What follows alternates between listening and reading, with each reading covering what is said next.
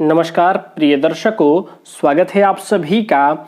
और आज के क्लास में हम बात करेंगे नवग्रहों के दृष्टि विचार के ऊपर।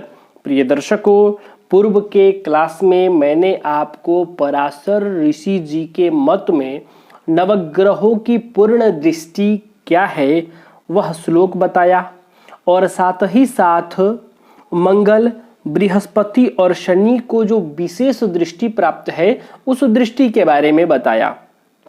आज हम बात करेंगे राहु और केतु को कौन सी विशेष दृष्टि प्राप्त है और इस चक्र पर समझेंगे और साथ ही साथ अपने हाथ से एक उदाहरण के लिए चक्र बनाकर समझाने से और ज्यादा बेहतर मैं समझ रहा हूं कि आपको ग्रहों की दृष्टियां कुंडली पर बताऊंगा।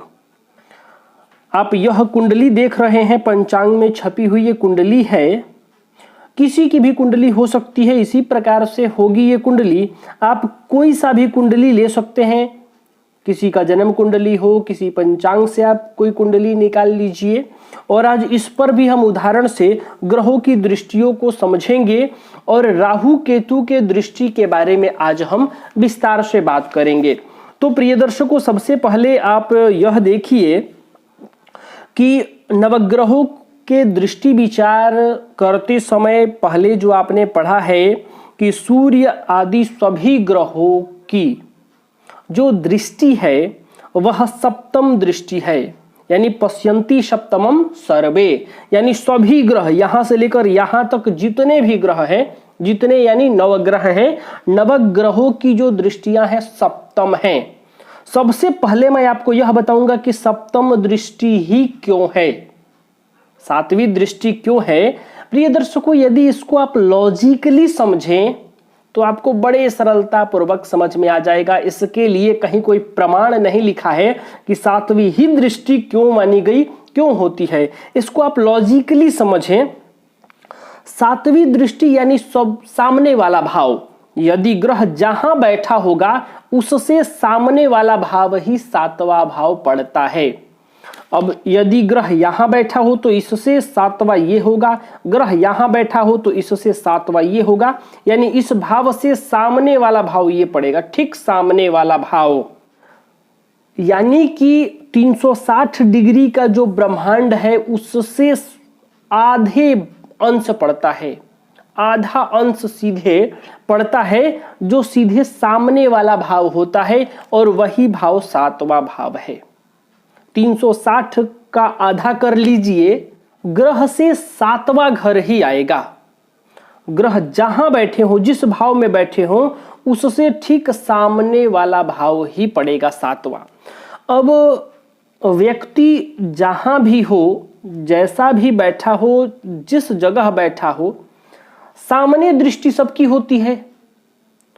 आप जब भी देखेंगे सामने देखेंगे, सामने देखेंगे ही देखेंगे, क्योंकि आपका सिर जिधर होगा तो नेत्र से आपको ठीक सामने दिखेगा।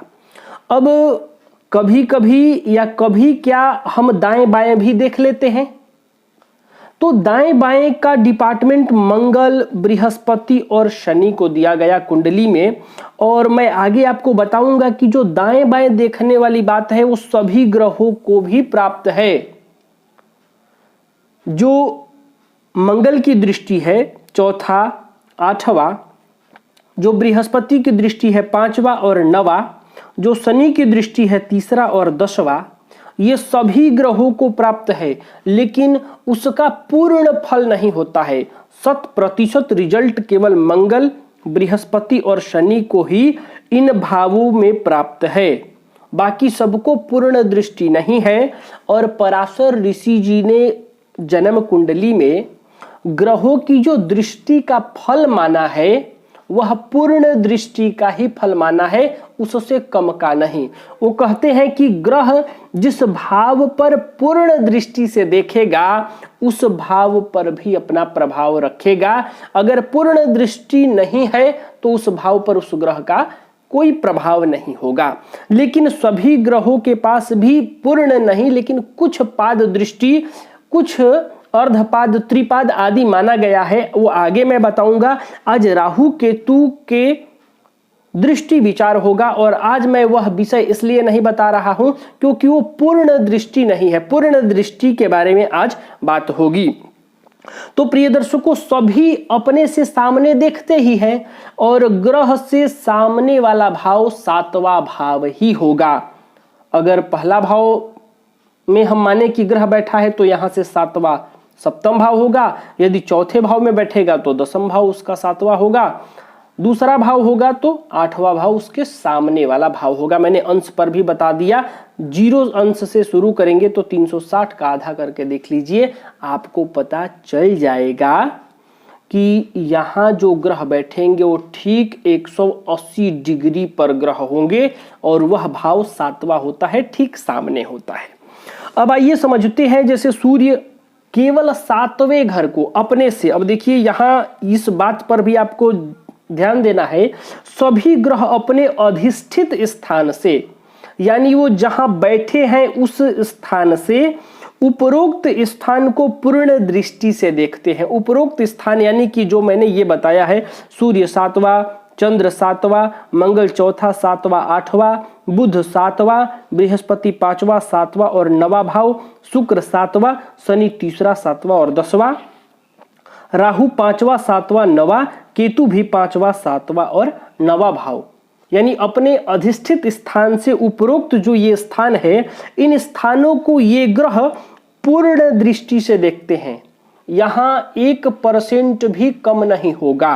अब बात करते हैं राहु और केतु को कौन सी दृष्टि प्राप्त है, तो सातवीं दृष्टि तो पराशर ऋषि के मत में ही प्राप्त है, राहु और केतु दोनों को। और पांचवी और नवीं दृष्टि बृहस्पति की दृष्टि है। तो राहु और केतु को जो विशेष दृष्टि प्राप्त है वो गुरुवत प्राप्त है, गुरु के समान दृष्टि है, बृहस्पति ग्रह के समान दृष्टि है। तो जन्म कुंडली में राहु जहां बैठेंगे, मैं यहां दिखा रखा बैठा हुआ कि लग्न भाव में बैठे हैं, कुंडली के जिस भाव में बैठेंगे वहां से आप गिनिएगा 5 घर, 7 घर और 9 घर। राहु यहां है तो पांचवा यहां होगा, सातवां यहां होगा और नवा यहां होगा। इसी प्रकार केतु भी जहां बैठे होंगे, जहां कहां होंगे, राहु से ठीक सामने ही होंगे, तो ये एक दूसरे पर सातवीं दृष्टि से देखेंगे ही। और केतु जहां होंगे वहां से पांचवा, यानी पांचवा भाव ये पड़ेगा, यहां से 1 2 3 4 5 और नवा भाव ये पड़ेगा। यानी राहु और केतु भी अपने स्थान से 5वें, 7वें और 9वें भाव को पूर्ण दृष्टि से देखते हैं। अब आइए आपको जन्म कुंडली पर दिखाते हैं और बताते हैं कि सभी ग्रहों की दृष्टि कैसे होगी। देखिए, जैसे लग्न में आपको सूर्य दिखाई पड़े तो समझ जाइए कि इस सूर्य जो है वो 7वें घर को देखता है, तो इस भाव पर भी सूर्य का प्रभाव होगा। शनि यहाँ बैठा है, शनि की दृष्टि है तीसरा, सातवां, दसवां, तो यहाँ बैठा शनि इस भाव पर भी अपना प्रभाव रखेगा, यहाँ बैठा शनि इस भाव पर भी प्रभाव रखेगा और यहाँ बैठा शनि इस भाव पर भी प्रभाव रखेगा। बुध की दृष्टि केवल 7वीं है, तो बुध यहाँ बैठा है तो केवल इस भाव पर प्रभाव रखेगा। शुक्र, तो शुक्र के पास भी केवल 7वीं दृष्टि है, तो यहाँ बैठा शुक्र का प्रभाव यहाँ होगा, क्योंकि गिनिए 1 2 3 4 5 6 7, यानी शुक्र का जो दृष्टि प्रभाव होगा वो केवल अष्टम भाव को मिलेगा इस कुंडली में, क्योंकि दूसरे भाव में बैठे हैं। बृहस्पति यहाँ है तो यहाँ से आपको गिनना है, पहली तो 7वीं दृष्टि यहाँ पड़ेगी, यहाँ से 5वीं दृष्टि यहाँ पड़ेगी, गिनिए 1 2 3 4 5, और 9वीं दृष्टि कहाँ जाएगी, तो 9वीं दृष्टि लाभ भाव पर, यहाँ से 7 यहाँ हो गया तो 8 9। राहु यहाँ है तो राहु की 7वीं दृष्टि यहाँ, 5वीं दृष्टि यहाँ और 9वीं दृष्टि यहाँ पड़ेगी, आप गिन सकते हैं। मंगल यहाँ है तो मंगल की पहले तो 7वीं दृष्टि इस भाव पर जाएगी, 1 2 3 4 5 6 7, उसके बाद चौथी भी दृष्टि होती है मंगल की, तो यहां से गिनिए 1 2 3 4, यानी इस भाव पर भी मंगल अपना प्रभाव रखेंगे और 8वीं दृष्टि से इस भाव पर भी अपना प्रभाव रखेंगे। मंगल के फल करते समय आपको यह ध्यान रखना है कि मंगल जहां बैठे हैं वहां तो प्रभाव रखेंगे ही, दृष्टि का पूर्ण दृष्टि का प्रभाव होता है, तो मंगल यहाँ बैठे हैं तो इस भाव पर भी प्रभाव देंगे, इस भाव पर भी प्रभाव देंगे और इस भाव पर भी प्रभाव देंगे। अब बात करते हैं आगे चंद्र की, तो चंद्र की 7वीं दृष्टि होती है, तो यहाँ बैठे हैं तो चतुर्थ भाव पर भी अपना प्रभाव रखेंगे।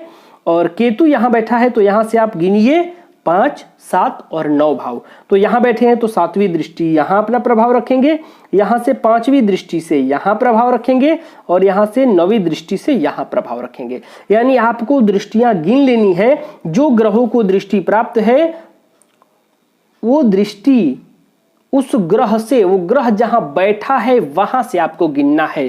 तो प्रिय दर्शकों, मैं उम्मीद कर रहा हूं कि यह विषय आपको समझ में आ गया होगा। ग्रहों की पूर्ण दृष्टि के बारे में आज बात हुआ।